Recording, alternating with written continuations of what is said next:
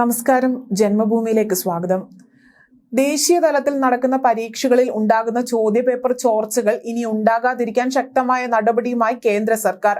രാജ്യത്തുടനീളം നടക്കുന്ന പൊതുപരീക്ഷകളിലും പൊതുപ്രവേശന പരീക്ഷകളിലും അന്യായമായ മാർഗങ്ങളിലൂടെയുള്ള കൈകടത്തലുകൾ തടയാൻ ലക്ഷ്യമിട്ടുള്ള പൊതുപരീക്ഷാ നിയമം 2024 വെള്ളിയാഴ്ച പ്രാബല്യത്തിൽ വന്നിരിക്കുകയാണ്.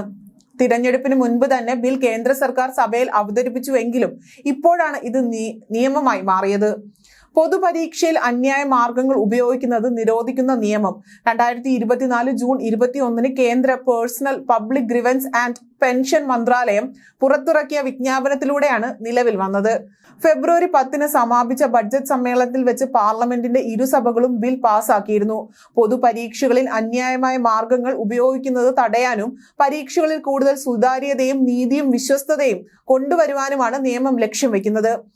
പരീക്ഷയുമായി ബന്ധപ്പെട്ട രഹസ്യ വിവരങ്ങൾ സമയത്തിന് മുൻപ് വെളിപ്പെടുത്തുന്നതായും അധികൃതരുമായി ആളുകൾ പരീക്ഷാ കേന്ദ്രങ്ങളിൽ പ്രവേശിക്കുന്നതും പുതിയ നിയമപ്രകാരം കുറ്റകരമാണ്.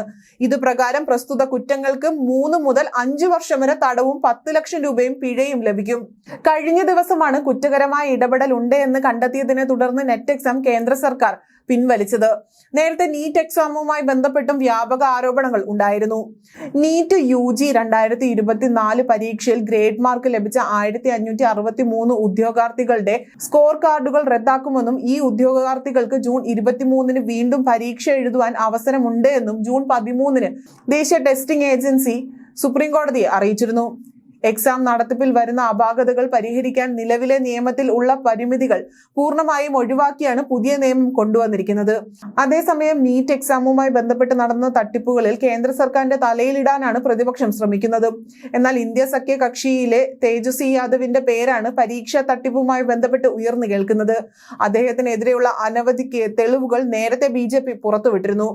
പരീക്ഷാ തട്ടിപ്പുമായി ബന്ധപ്പെട്ട എന്തെങ്കിലും ആരോപണങ്ങൾ കേന്ദ്ര സർക്കാരിനെതിരെ പ്രതിപക്ഷം ലക്ഷ്യം വെക്കുന്നുണ്ടെങ്കിൽ അതിന്റെ മുന്നോടിയാകാൻ തക്ക നീക്കമാണ് സർക്കാർ ഇപ്പോൾ നടത്തിക്കൊണ്ടിരിക്കുന്നത്. പരീക്ഷാ നടത്തിപ്പുമായി ബന്ധപ്പെട്ട നടപടികൾ കൂടുതൽ കർശനമാക്കുന്നതിലൂടെ പഴുതടച്ച് പ്രതിരോധം തന്നെയാണ് കേന്ദ്ര സർക്കാർ തീർക്കുന്നത്.